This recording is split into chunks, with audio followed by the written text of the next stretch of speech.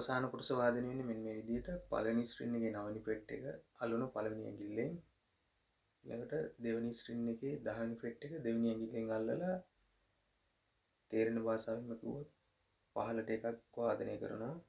අවසාන ස්ට්‍රින් දෙක ඊළඟට ඉහළට එකක්. ඒක ඊළඟට නැවතත් පහළට එකක් වාදනය කරනවා. ඒ වාදනය කරනවත් එක්කම මේ ඇඟිලි දෙක රිලීස් කරන්න ඕන. එතකොට ඒක වාදනය වෙයි. අන්න ඒ වගේ කොටස් දෙකක්.